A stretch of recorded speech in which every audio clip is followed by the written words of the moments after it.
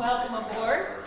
This is our first kick at having a talk around folk art, a broad topic, but we would like to bring something to the table, maybe once a month or perhaps every 6 weeks. And this venue suits us right now at this time of the year. We'll see what dead of winter amounts to. But for now, we're very grateful to Peter and Dorothy who allow us to use this space. And it's convenient for most all of us to get to. So this is the Folk Art Society of Nova Scotia. We're doing a little twist on our name. We haven't registered with joint stocks, but we'll think of it in those terms. Folk Art Society of Nova Scotia, and our goal and ambition is to have a folk art center, museum, based here in Lunenburg area, where we can have a permanent collection of both traditional and contemporary folk art, representative of the Nova Scotia artists over the years, including those who went to sea in ships and came home with their macrame and their decorated sea chests and scrimshaw and whatever, right up until today, where we have a propane tank that looks like a pig. Well, I have one anyway. So that's the goal and objective, and that's why we have a bit of a price tag on today, just so that we can accumulate some funds and that we can apply to CRA for our charitable standing, so that we can take larger donations to help underwrite this initiative. So based on that, we have our purposes there printed out if you would like to take with in case you're talking to someone else. And then our membership in the society is annual, $10, and if you sign up, that puts you on an email list and keeps you up on this sort of a happening. And we just reach out to all friends. So to that end, this gentleman has agreed to be the #1 speaker. Well, he's #1 on so many fronts, but he's our first speaker. And I'm sure 99.9% of you know Gordon. And we really appreciate it. He's Mr. Folk Art in terms of Nova Scotia Folk Art Festival, promoting, talking about, building up, and generally supporting folk art in Nova Scotia and abroad. So without saying too much more, he's obviously brought some pieces, and he'll speak to those. Yes? Gordon, you come up in the world. Last night you were #2. It's true. It's true. But things He's change. #1 today, can be easily demoted. It happens just like that. But he's definitely #1. 24 hours, there you go. I think talk about 3 different areas. A little understanding of folk art, its presence in Nova Scotia, and a little bit about the history of the Folk Art Festival overall. I know we want to have a question period at the end, but if you feel the urge to ask a question on the way through, it may be worthwhile because it might spur some other memories in the bank up here, so we can let it flow. So feel free to holler out a question at any time through. And nothing is definitive when we're saying, talking here, and I mention things. It's not the final thing. There's lots of flexibility in the word folk art. Pretty much like the word love. It's very flexible, different definitions, etc. So we'll kind of move on from there. And I brought a few pages to kind of explain differentials and kind of maybe some history and some background and some little odds and ends from early festival and stuff like that. So let's just start with the official library index of what folk art is, and this is how they describe it. Folk art can be described as the art that is of the people, for the people, and by the people. Sounds like a constitution. These artists are interested in making art that tells stories about their daily life or the culture of their community. And that's part of that really rings pretty true overall. If we look at some of the folk art that we've kind of seen around here, and certainly this area has a lot of, Nova Scotia has a lot in Canada, a lot over the US. And I would refer probably to the index book of somewhere here of the history of folk art in Canada. Folk art artists was a book I think was done in the late 80s, early 90s. Worthwhile taking a look at, so you get a picture of what the folk art looks like across Canada, and also describes a bit what they think folk art is. Sometimes not the same as I think, but it's interesting again how the definition of folk art varies. But it gives it quite a good cross section. There's quite a few early examples of people here from Nova Scotia in that, and almost all of these people were at our folk art festival at one time or another, which is kind of interesting overall. It's work that's generally not refined. It's not trained artists. It's from the experience of the artists themselves, generally speaking overall. Today's folk art is, the definition is stretched a little bit. From the early days, it was pretty easy. When we started the festival up, the folk art was pretty clear. It was pretty traditional folk art. You never thought. But by a few years in, people were saying, I'm a folk artist, I want in. So the person we had hired to work done with some of our full-time, Robin and Pat Wiley, and they were kind of the shepherds helping us through. They were the only ones that ever got paid ever. Good for them, but they worked hard at doing it. But this is their definition of to qualify for the annual Folk Art Festival. The artist must have a serious attitude toward his or her work. It should be unsophisticated. It should be unique. It should have good appeal, and it should be humorous or other qualities that the viewer can identify with. So that was the kind of filter. And then they had the no list. And the no list was no pattern work, no toll painting, no mass production, no underwork natural objects, and absolutely no cute. So, I think that was 1993, that filter was kind of entered in because, if I remember correctly that year, we looked at 30 pieces of work, narrowed it down to 12, and only 8 people got in eventually. So you can see that by then a lot of people wanted to be part of the folk art movement as artists, but weren't necessary in the folk art in the folk art world so well. So right away you could see the definition of folk art was expanding overall. Someone asked me to describe, how would the shortest term how you describe, and I used the terminology heart, head, and hand. It came from the heart, you thought about it, and then you did what you did, kind of thing in the hand. And oddly enough, that's the same motto as the College of Art and Design in Nova Scotia, which I graduated from, so I must have remembered something from my past. Heaven knows I remember things. And I think originally its primitive nature drew a lot of people, a lot of interest in folk art, and I think that a lot of people are attracted to that, the naivety of folk art and its primitive looking ways or exaggerations or things like that. That was the deal that came overall.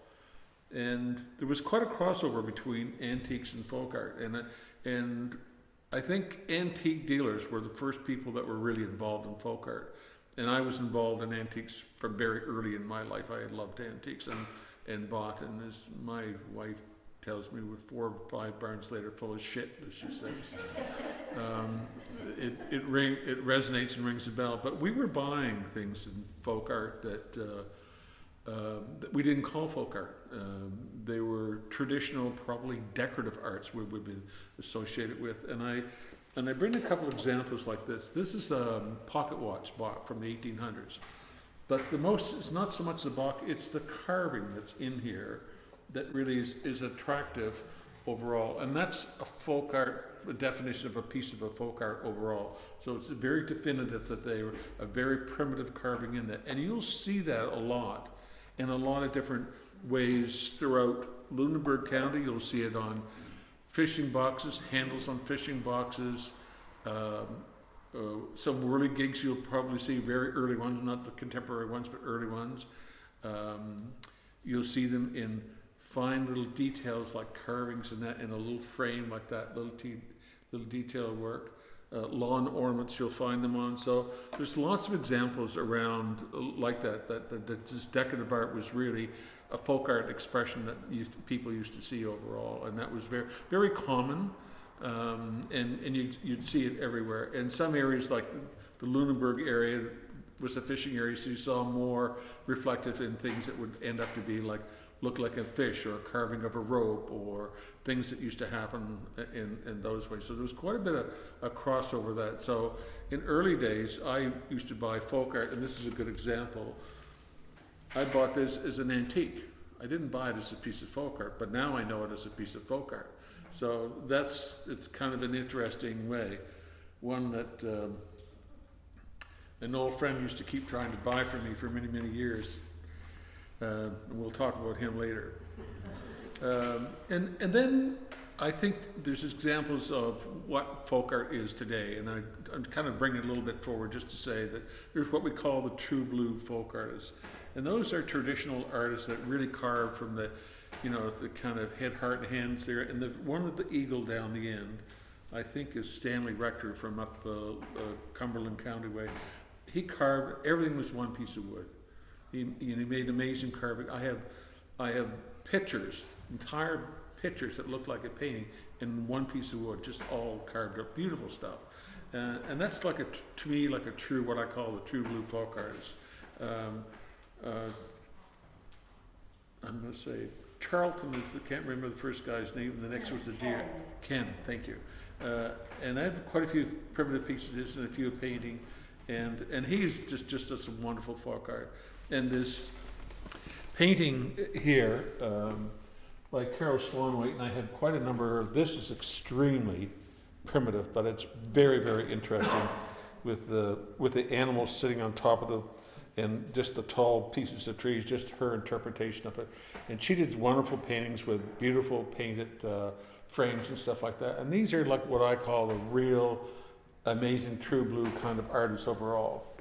And then we have artists that were we call copycats or crossovers, and some go on to develop further.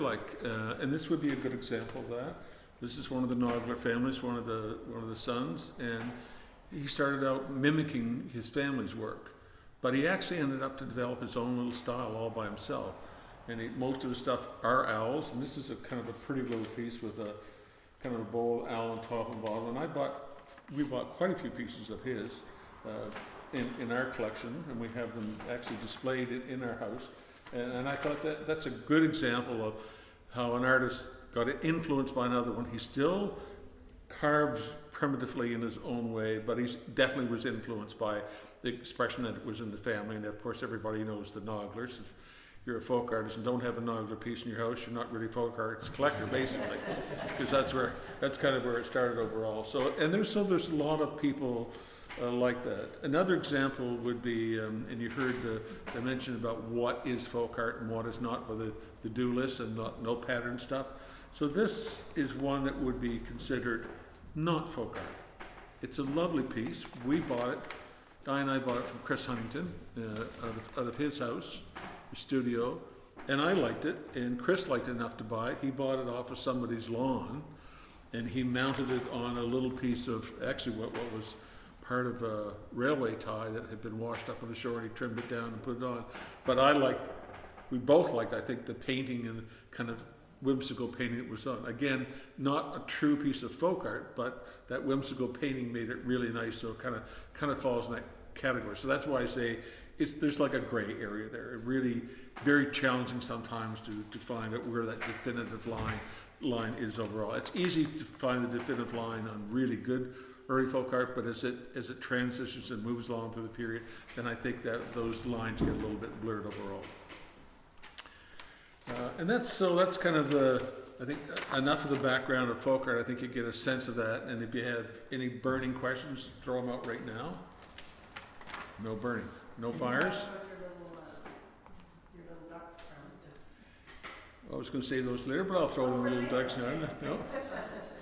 No. So it's presence in Nova Scotia. So folk art has been around for a long time in Nova Scotia, and I think I mentioned about all the antique dealers all had folk art. They just didn't know it was called folk art. It never really knew that it was folk art. And generally, I think most of the folk art that we normally first see in the early, what I call the first wave, was influenced either by the fishing industry, the forest industry, or agricultural industry. Those seem to have the themes that people carved, painted, knitted, hooked, whatever. They kind of did that in those influence areas, and plus there's a lot after that, but those seem to be the primary areas. So that goes back to really the definition where people really talk about their roots and their community that they lived in overall. And these people had time in their hands. You know, the lumber guy who was in the woods working then was just tired. He'd just take a piece of wood and start carving a bird out of it, or a bear, or hacking with a chainsaw, cutting a bigger bear, and that's how they started. If you look at some of the Nogler family, that's exactly how they started. They were woods people, and they just went on from there in their spare time. Would they have painted that then at the time, like you know, the earlier, like the people that were logging and just sort of chipping away? Would they also paint what they carved? A lot of, yes, a lot of them did. The very early stuff, I think you'll find a lot of black and white. But a notorious note on the #1 buyer of car paint from Canadian Tire in Bridgewater were the Nogler family. So that tells you a lot about the color side overall. So they were big buyers of the heavy duty paint. So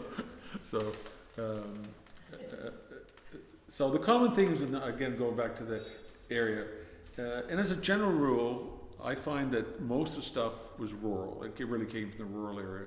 There were city producers, there were folk art people here, but not very many of them. And that down here is a good example. That's Joe Sleep. And Joe Sleep has a wonderful repertoire of his work, and lots of paintings in him. And there's a little booklet here if you want to take a peek after on Joe Sleep's stuff. It's really wonderful. He had some amazing colors and stuff like that. And there's a great one, I think the gallery up in the Eastern Shore. Yes, Black Sheep. Thank you. I wanted to call it the Wild Goose, but it was close. She had in her newsletter, I think in the fall or winter, had one where she had a clip of Joe, in his house talking, and they had to scan the room around the pictures like that. This was one of the ones that was on the wall at the time, but it was an early recording. But he's a good example of that kind of work and era. But again, a city one. We don't see much coming out of the high density populated areas. It really came from a rural influence, but he was a good example. There are other examples, but he was the best and most obvious one that we could find. I think certainly wouldn't be without talking about Chris Huntington. Now, I met Chris in 1985, and if somebody said who's the most influential character for folk art, I wouldn't hesitate. It would be Chris Huntington. He's not the father of folk art, but he is the founder of folk art for many of us, in the sense that he actually found folk art and brought it out into the light, and priced it and moved it up and valued it and did a lot of things that really brought it out as a kind of a real section by itself. Chris was primarily an antique dealer. He was educated as a painter and studied 17th, 18th century paintings, so he was very knowledgeable. He was a very good painter. We bought a few of his paintings through the year, and when he couldn't paint very much, he'd come back and he'd buy the painting back and pay you twice as much as you paid for it. He then, of course, sold it for 4 times more than that, but Chris was also a very good businessman, very sharp. So his influence was amazing overall. I first met him just on the antique side, because he was antique pickers were going through Lunenburg County for years. Chris could go through a house and an antique picker said nothing left in that house. He'd go through and he'd find something. He'd not only find one thing, he'd probably find 6 or 7 really good things. And that's what he had an eye for. He just had this eye. He could see the corner of a chest or the edge of a tin or the edge of a bowl on the cupboard. Whatever it was, he just was like a magnet to it. And through that, he actually found out that he was finding a lot of folk art. And he was more familiar with the folk art side from being from the United States. And so he started buying this folk art, like a lot of it, and I mean a lot. He wouldn't go by with his truck with a license plate bourbon on it. and he managed to slop back a little bit of bourbon every now and then, or every day, if you might want to call it that way. But it probably helped him through his process, I think, to some degree overall. So he amassed quite a collection very, very quickly. I would say within 2 years he had probably 400 or 500 pieces anyway, spread out. And then he started a gallery. The gallery, I think it was called the Wild Goose Gallery. It was in Blockhouse. What was it called? Wild Goose Chase? Yeah, thank you. And then he had a gallery with myself at the back barn of the Teaser in Mahone Bay. We had a gallery there for a long time, and it was decorated out front with a life-size statue of a giant McCaskill, which was full 7 feet 2 inches tall and all painted up, whatever kind of thing. So, and that was kind of the beginning over all. And then he wanted to he wanted to go further, so he kept writing articles about it. And I think the Carol Collins had a magazine. I think it was Canadian Antiques and Art Review, and it went around for a while. So it got highly published, and a lot of attention went to folk art, in particular Nova Scotia folk art. And Carol eventually moved here into Mater's Cove, and they built a restored home in Mater's Cove, and she became quite a collector herself overall. So folk art got more and more attention. So its presence got bigger and bigger. It began, and then it grew probably more into the antique world. So all the antique dealers now, everything was now branded as folk art. So now antiques and folk art are now popping up on signs and galleries everywhere. And at that time, I think that there were a lot of people starting to begin to collect folk art. This is just prior to the festival starting, but people just had started to collect folk art, mostly through the antique world. That was kind of the connection for the folk art world. And now we see, if I jump forward to now, we see things coming out of people's collections going back into the marketplace. These are the first wave of folk art that had been bought and sold in people's collections for 20, 30 years plus, and now are coming out. The Black Sheep would be a good example. They end up to have some very, very good pieces. Nice newsletter. They articulate them well, and the price point you see coming out is quite a bit higher than what the original price point would be, but they're all good pieces. You bring some wonderful pieces out every once in a while. Not everyone, probably on a pretty regular basis, but again, it established a new range for folk art as a very high collectible. And Alan would know from Maud Lewis days, quite a collectible thing. It started out at, I think the original one I bought was $1.50. And Mine was 10. see, you got caught in inflation. And I wouldn't hazard to guess what the average mod sells for now. What was the one that the truck went for in the auction, Ontario? 350,000. Yeah, there you go. Yeah. So again, the folk art world has changed amazingly through the years overall. And then we started the folk art festival.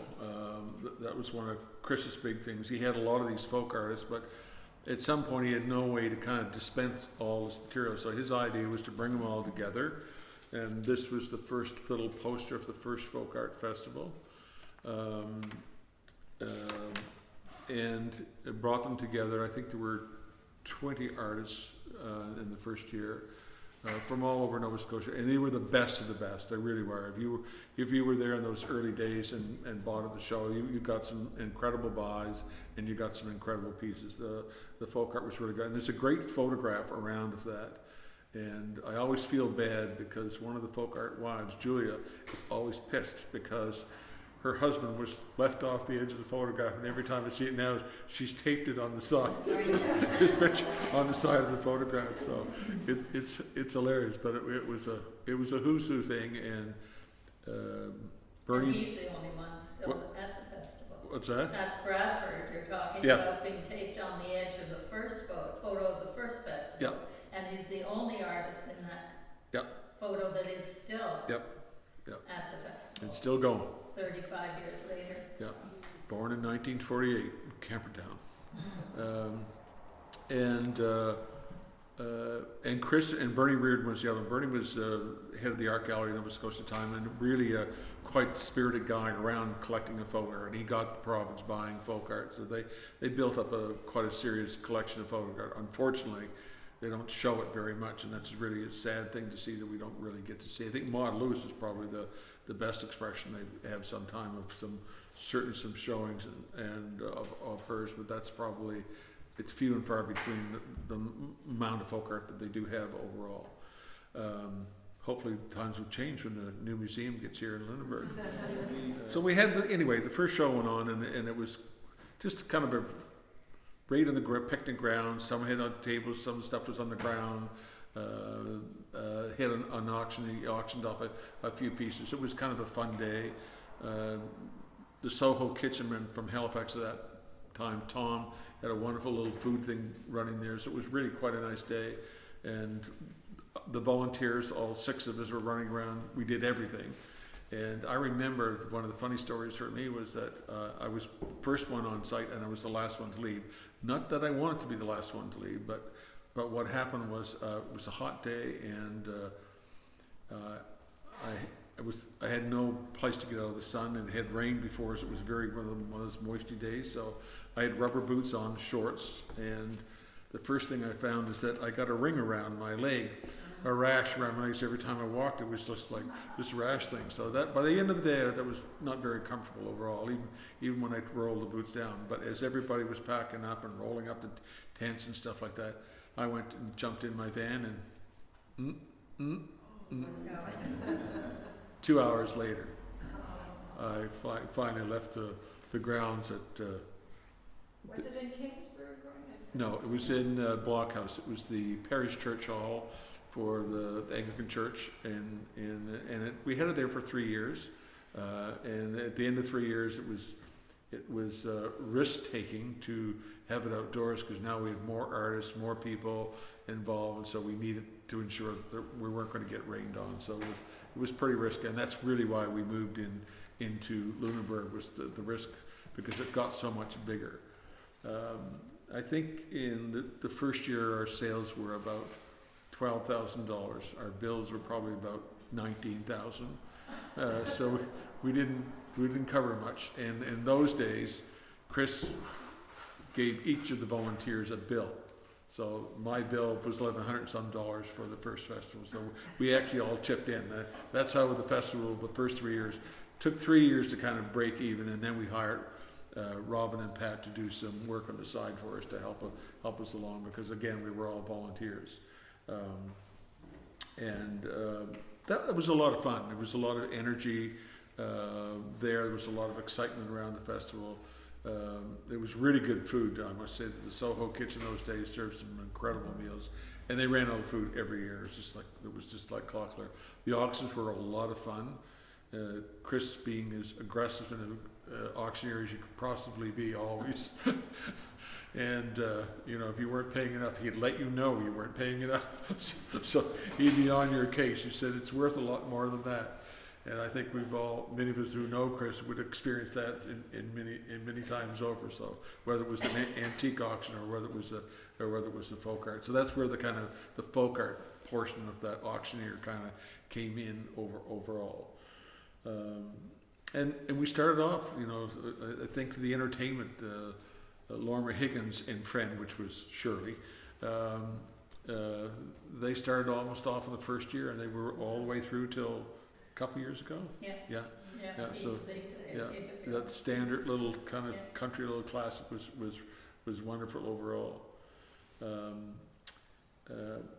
Pat and Robin left the festival in 2001, so we were just back to a volunteer group, and that's when we really formalized the society. I think in 2001 was when we formalized and got the heritage, got our society in order, and then we decided that we're all volunteers.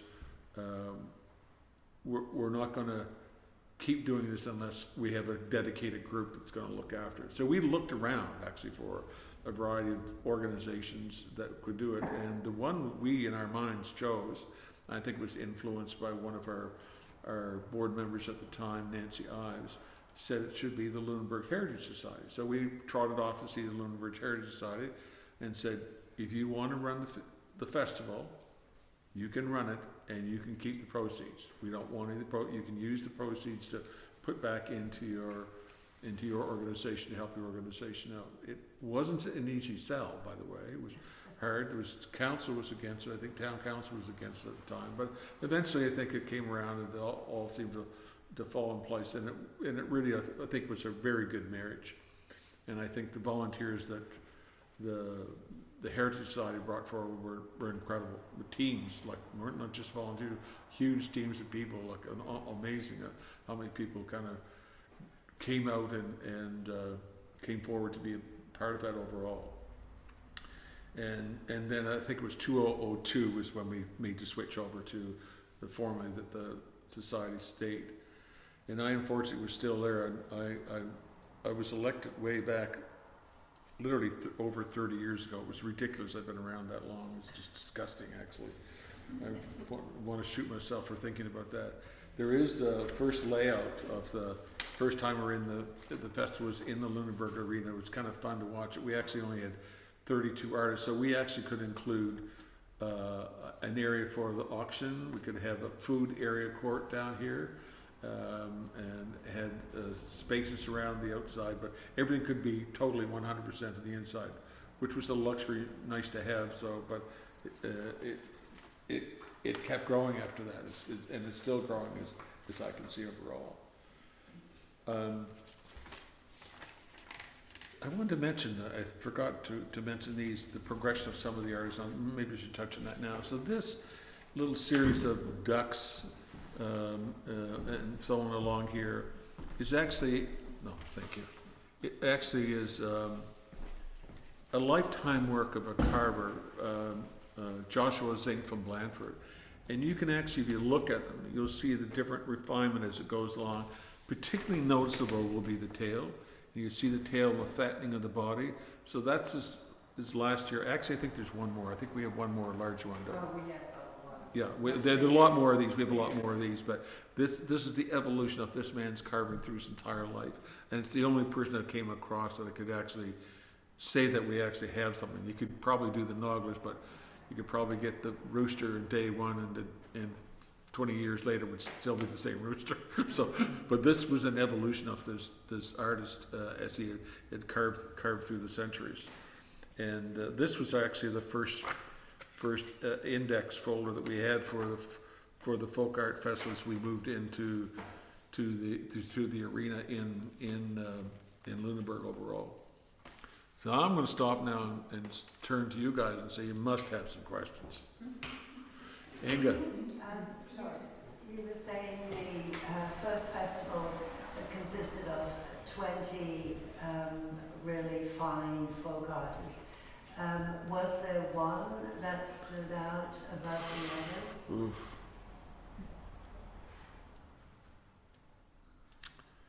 Yes, there is, and it's Kay Britton, and I'm trying to think of his name. Sydney. Sydney Howard was there. Yeah. Probably Sydney Howard would have been the one I would have liked the best. And there's some amazing stuff though. That would be like hard to choose. You know, what's going to be your last meal? Like, it's really hard because there were so many good people at that time. And I think the other time that for me too, it was a real education because it showed the depth and the variety that you would actually see, and then that evolved, I think, through the years. Like, I wasn't keen about hooking because it was very craftal, but then all of a sudden I found these wonderful rug hookers that did these amazing, their own stuff, because most of the rugs in Nova Scotia that were hooked were actually done by patterns out of, I think they're blue nose patterns by Garrett's in the Glasgow, where I had most of the rugs, but all of a sudden these wonderful little mats start to come out, and people had like a clothesline, like Tiana Fitzpatrick with another one from Amherst, wonderful stuff that was being done overall. So yeah. I want to ask you about Chris. I think that's the Chris we talk about. Is it? What did he see in those original 17 pieces that you said he was an antique dealer, and went out and picked those 17, did you say? Yep. Picked them up. What did he see in them that nobody else saw? Well, I think one of the things he has, there's a terminology I think the antique world knows, is that someone has a good eye.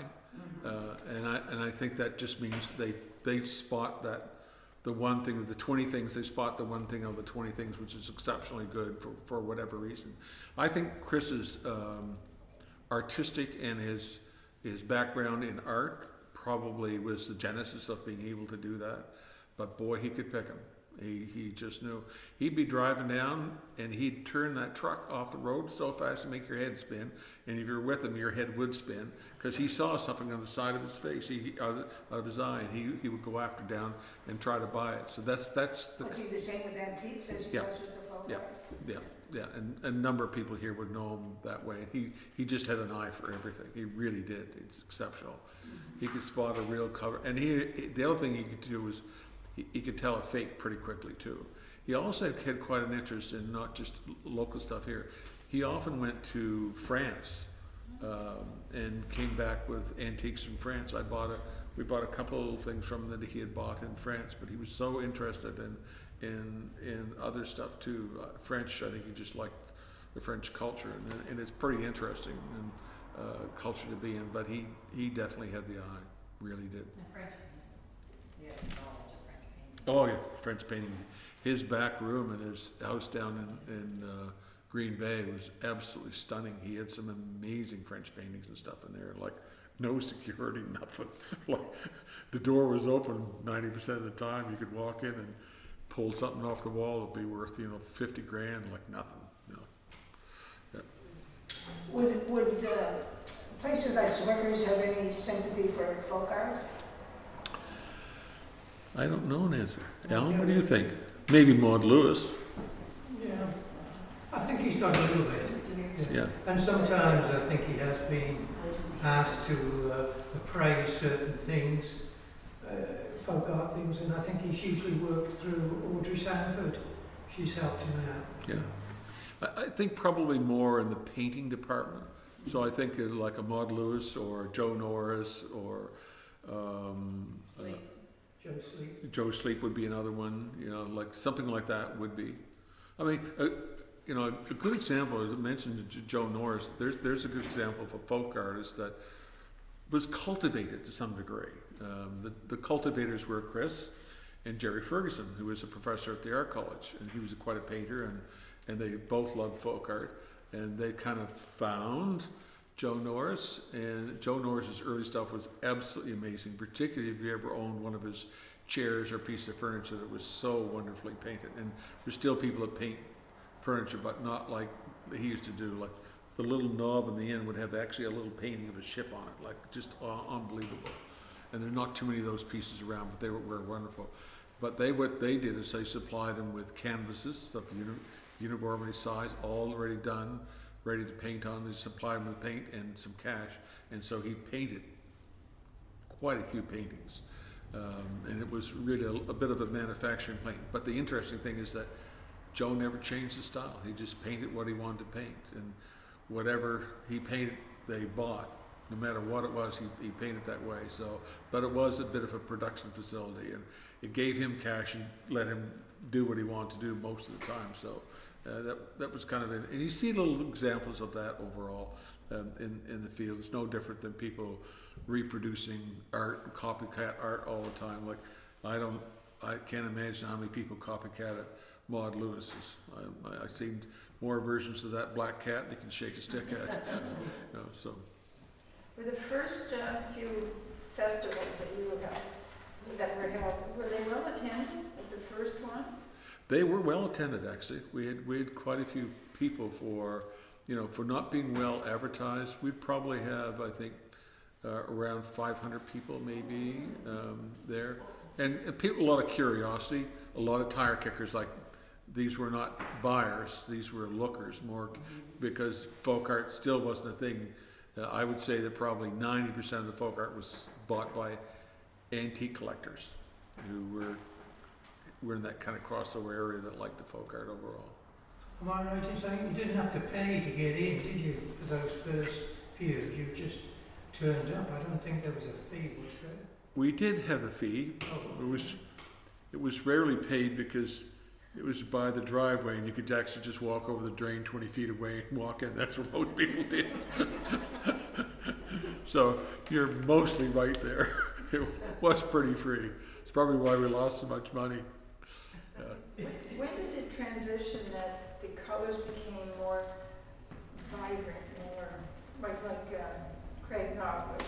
When did that transition happen from, I don't want to say dull, but Yeah, a lot of earthy, yes, yeah. I would, in my mind, the way I would register, that may, again, this, different people may have different versions of it. I think the Nogglers had a big influence on colors.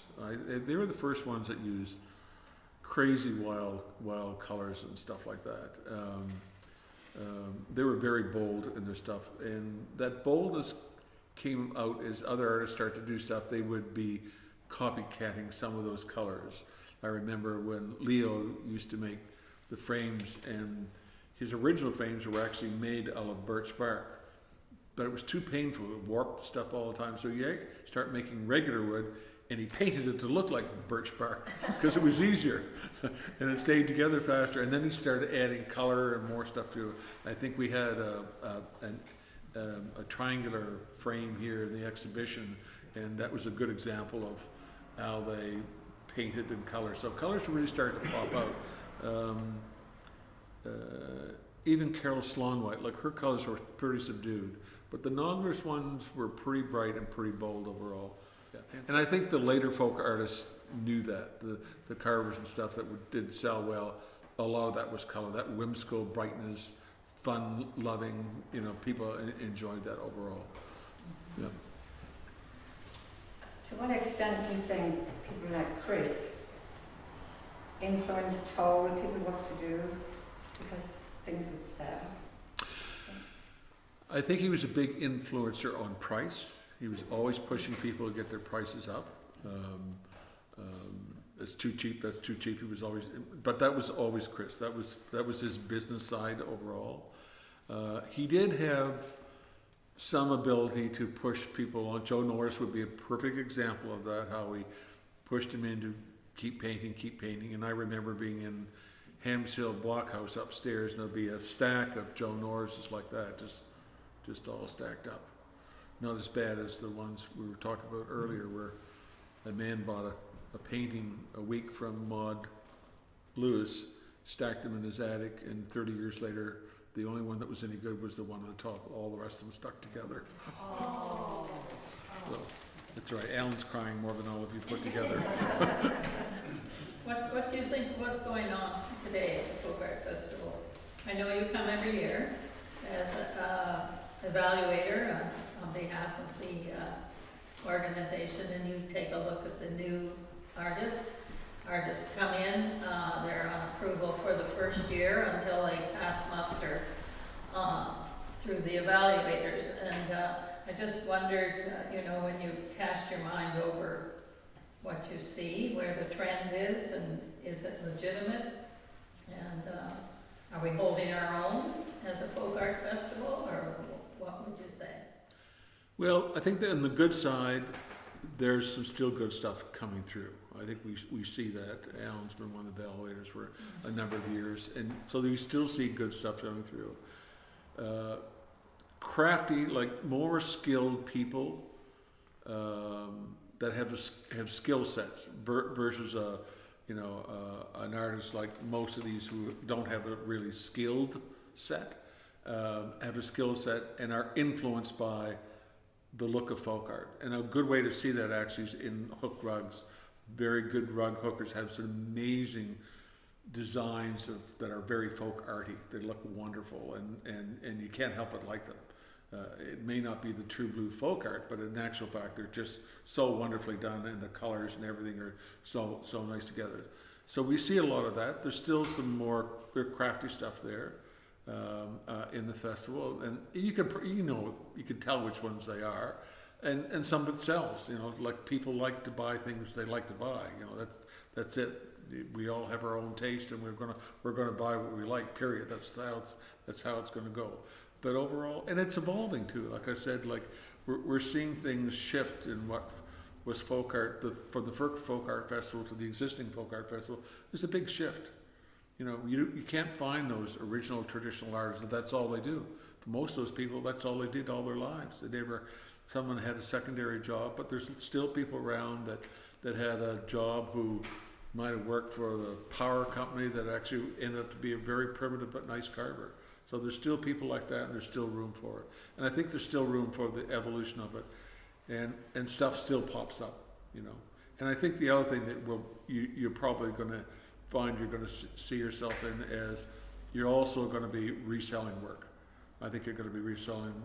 There's thousands and thousands of people in collections that are going to come available in the market. And I could see that the new group, the new festival could be selling some of those collections for people or pieces up from collection overall. So influenced by that way. So it's holding its own.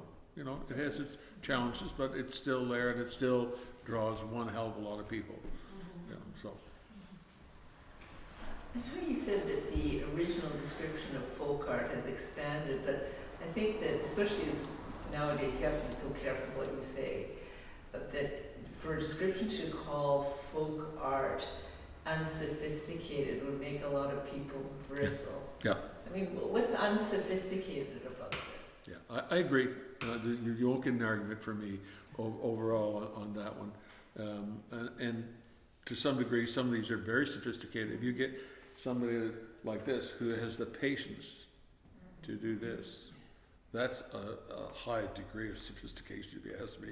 That's amazing. It may look unsophisticated by somebody else, but in actual fact, the work that goes into it is very sophisticated overall. And it's the head they're thinking about, that one line and one dot. I tell you who was good that I liked a lot of his stuff, and we bought a lot of his paintings and carvings, was Clarence Ullenbach. And Clarence was at he was a great one, and he had the patience of Job. This man could put 3,000 dots on a piece of wood, and it would just and they were perfectly round. Like it's the amount of detail he would go in. We had game boards, we had paintings and stuff from him, and it's just shocking, the detail and sophistication. But if someone looked at it, if someone said, well, that's a primitive artist, but I'll tell you, the work that goes in is damn not primitive. Yeah. Who are the other artists who are represented on your table, Gordon? Deer. The deer at the back of the... Yeah, that's Ken Charlton. Oh, okay. Yeah. This chap here? Yeah. And this was the one piece, or? That's the one piece, and that's the Rector family. There were a number of the Rector families. There were brothers and one cousin. They're all carvers, and they all did carvings of animals. And I mentioned earlier they did actual flat carvings that were literally like paintings, but the entire was one piece of wood. The hunter, the prey, the trees, the background, the rocks were all carved into. Well, Calvin Woodward did that too. Yeah. His panels were etched or whatever. Where was So, that family from, Gordon? Rector, Yeah. you said up around Colchester? Yeah. Colchester. Yeah. Mhm. And this eagle? This is from Yarmouth. That's DeLong. E. DeLong. I can't remember what the E stands for. Elmer. I can't remember. Okay. Elmer. Yeah. But he did a lot of nice carvings. All birds, generally speaking. Never seen them in a folk art place. Bought every one in an antique shop. And Very sophisticated. what's that? They're very sophisticated. Yeah. But fine detailed carving on all of them. You know, the eagle's carving is not fine, but the detail pattern in the wings and stuff is very, very fine. And all his birds were like that. DeLong, what's the first name? Anyway, they'll still pop up. I still see them every once in a while in an antique shop, and every time I see one, I buy one. But never, I've never seen them in folk art galleries. Never been like a part of folk art society or anything like that. So. And this one was again? I have no idea. Oh, you have no If- idea? If you know, let me know. No, I don't know, but I just thought maybe earlier you had said. But it was a good example of Yes. one that was not part of the folk art world, but part of the antique world. Antique, Yeah, yes. yeah. I think, yes, as you say, you can still see that today, the antique collection with something. So originally, they didn't sign their pieces then? A lot of people did. A lot of people did. Um, some of the artists did, like you'll find some of the artists, like some of the Nogler pieces, some of the early Nogler pieces have no signatures on them whatsoever. And even some of the first Joe Norris's never had a signature on them. But eventually either they were encouraged to put it on or they put it on. The worst I used to hate was the Nogler boys used to put it on in marking pen. And of course, the sun and the marking pen don't work together. They just fades away eventually. So you get an unsigned carving every once in a while if you have it in the sunshine. So And I don't think it's wrong, at the festival, periodically, we end up finding pieces that aren't signed, but they're on someone's table, so Yep. we ask them Yep. to please sign them. yeah, there was a lot of early folk art though that you would have found in antique shops that would not have a signature on. No. They just carved it, that was it, and someone gave them a few bucks for it, and that was fine for them, and they move on from that. But certainly, if you have any notoriety, like some of these, I think are signed and some are not. Yeah, some are just initial, and some aren't. So how did you come by this? Just one at a time? Basically, one at a time. Finding it directly from the artist, or just Nope. finding them? Well, the first group we bought was a little group Small little group, and then we just in kept, a gallery. and then we kept buying pieces after that, here and there. Yeah. So are there any pieces, like any of the paintings that Maud Lewis did she always sign hers? Well, now I'm new, did she She always? didn't always sign. Sometimes there is work it's unsigned. So the early pieces just tend to be signed Lewis, and Lewis goes up from the time she married Edward in 1938 until about the middle of 1965 when she becomes famous. And once she's found fame, I think people are writing to her, giving her, sending money, and would you sign your name, Maud Lewis? And so sometimes you see Maud.Lewis or Maud.Lewis. So all these kind of things. But usually the work that's not signed, there's enough in the painting that gives it away. It is only by her, definitely. I would say if people are really interested in, acquiring some of the older pieces of folk art, Miller and Miller, the Ontario auction house, have, I think, a couple of auctions in October, and there are pieces, I think there's at least 2 Charlie Tanners. What was the name of the person who painted down sort of Kingsburg way? Oh, Cyril Hurley. Cyril Hurley, yeah. There's a Cyril Hurley. Yeah. So There's some Bradford Noblers and things like that. And Pridham's is another auction house. Some of the Charlie Tanners these days, they even a small Charlie Tanner can go for quite a lot of money. I mean, I'm talking, $2,000 or $3,000. So there's definitely a track record with some of those. I think there may even be a Colin size now, but it's not. there's several actually. I think there's Is there? two carvings and 4 or 5 paintings or sketches, things like that. Oh yeah, some of the sketches a bit. Yeah, a couple. Something like that. Sketchy? Definitely. You don't see much Collins Eisenhower for sale. No, that's right. You wouldn't know. Yeah. Did he not produce much, or is it just? No, never was a big producer. So that's probably part of it, and part of it that people have it already know that it's a highly collectible thing. So you're not going to be trading it or selling it off. You're going to probably hold on to it. In the Miller auction as well, there's quite a nice little rooster, probably 6 or 7 inches high. It was unsigned, but we've got one at home, so I knew who it was by. It's by Walter Mayette from the Eastern Shore, and that's quite a nice, nice piece, I think. Yeah.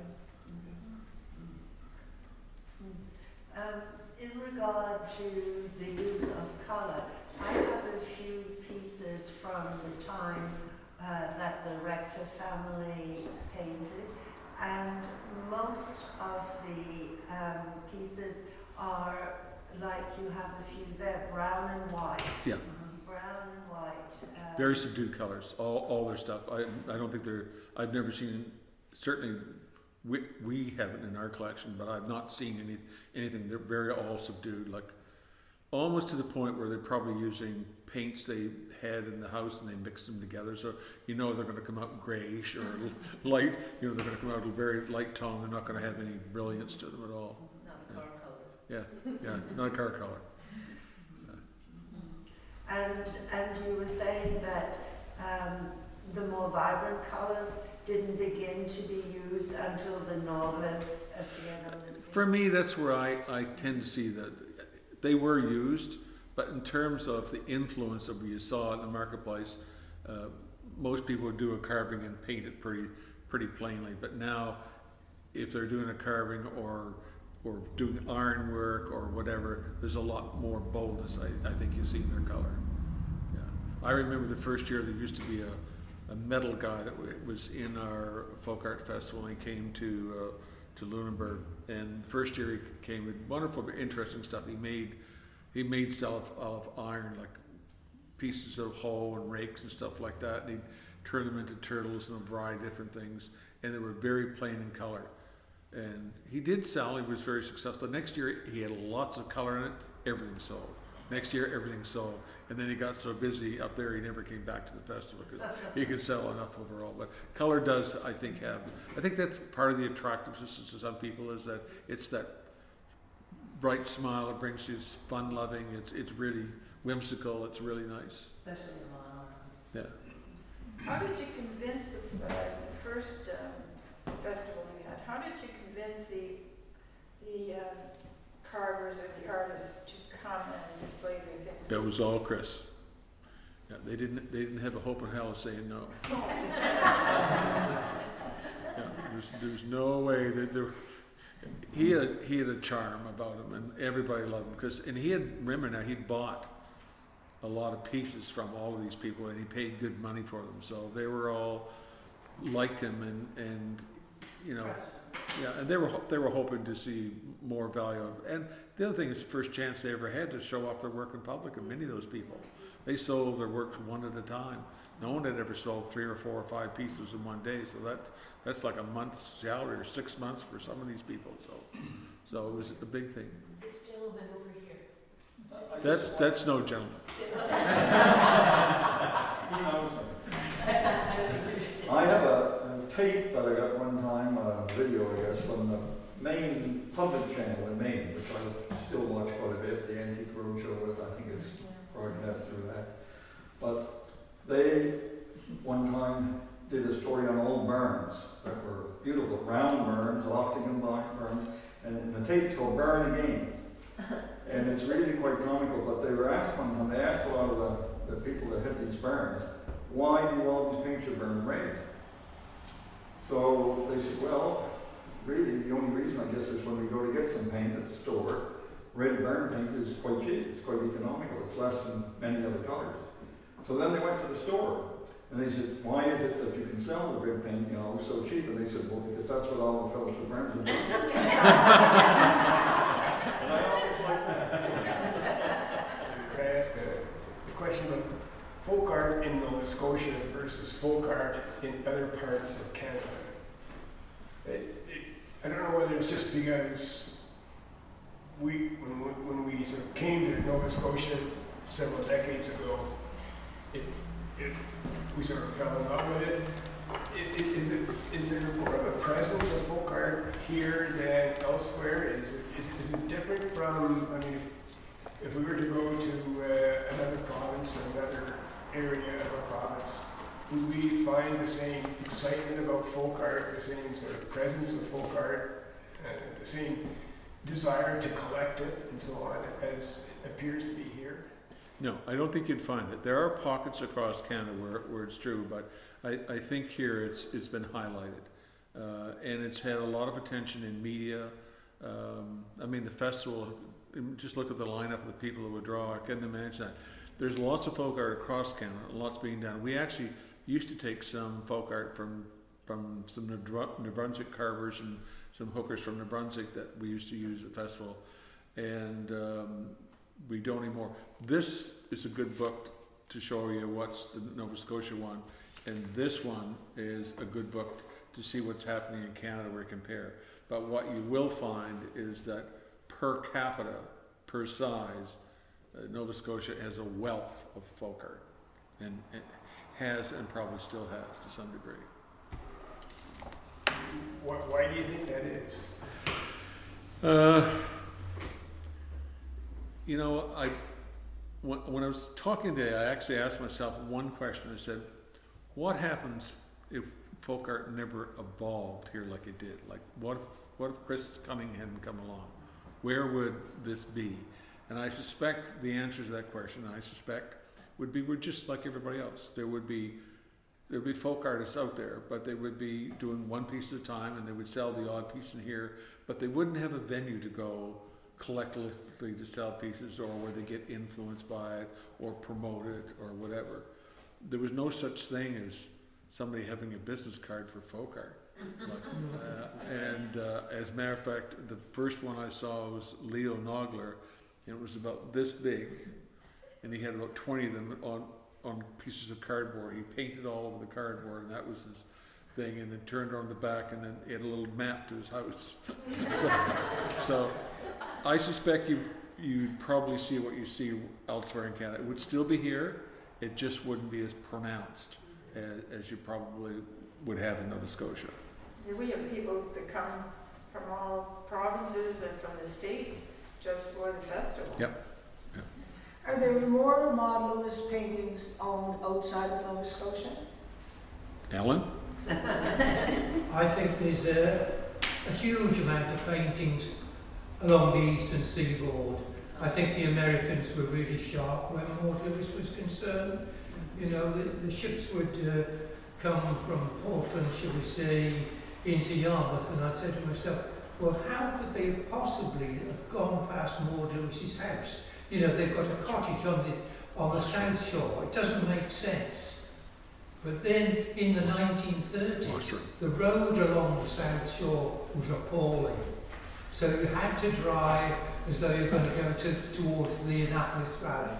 And going towards the Annapolis Valley, you went straight past the door of Maud Lewis. And you couldn't have driven past it without stopping. You know, it was an eye-catching place, really. And then from Maud Lewis's house, then as you drive towards Annapolis Royal, then you take Route 8, which takes you across to the South Shore.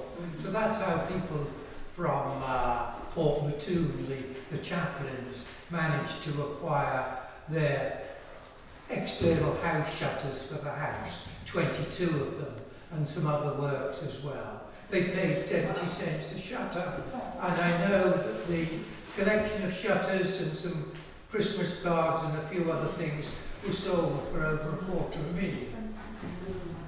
Hard to believe. I should tell you a funny story about Chris Huntington and Bubba Moores. Oh my God. Anyway, I've forgotten the American, but he did a marvellous exhibition really based on the work that Chris Huntington had collected. It's called A Life of Its Own, and I think that really does say something about a piece of folk art, that it's got some voice to it. Anyway, the person writing the book, and you can still get it from the booklet from the Art Gallery of Nova Scotia, goes into this detail about Chris Huntington meeting Bubba Moores and saying, I want you to carve, I've forgotten whether it was a man or a woman or whatever it was, but anyway, so this Bubba Moore carves the thing, and Chris takes a look at it, and he said, look, the breasts on that are much too big, you're going to have to calm things down and everything like that. So he does that, and he shellacks it all. Chris comes along, has a look at it, and he said, you can't shellac it. If you shellac it, I'm not buying it. You've got to sand it down and paint it white. So he sands it down and paints it white, and he did I think a tiny little dog or a poodle. Now that piece of folk art, whether it was by Bubba Moores or a combination of Chris Huntington and Bubba Moores, is in the Museum of Civilization or the Museum of History today in Ottawa. And that would be a wonderful piece, but it shows the influence. And Huntington was a good influence on, fortunately Maud Lewis was dead and buried by the time he got to the province. But her husband, Everett Lewis, was still alive. Now, Everett was a strange man. All women would have felt very uncomfortable around him, He's all into sort of pinching bottoms and all this. Anyway, he would try and do work a bit like Maud Lewis. In fact, he wasn't a stupid man. People kept saying to him, have you got any work by Maud Lewis? And I think he thought, hang on a minute, I think I can do one of hers and I can write her name at the bottom. Well, of course, his printing, he could barely write. His printing is huge, so when he writes Maud Lewis, you know it's not him. You know it's him rather, and not Maud Lewis. Anyway, but I think some of Everett Lewis's work was quite reasonable. He'd have a pair of oxen, but then he'd go and put a dog right above the horns or something like that. It clearly didn't belong. So I think in 74, 75, when Huntington came to the province and he was going round, he must have made the rounds to Marshalltown, and I'm certain he told Everett Lewis what to do. What you do here, you put the dots here, you put the little dashes here, and it'll look great. Don't put anything else in. Put your oxen in. I've got an oxen one at home. It is wonderful. But it's only wonderful because of the influence of Chris Huntington. Well, thank you, Gordon. This has been absolutely perfect.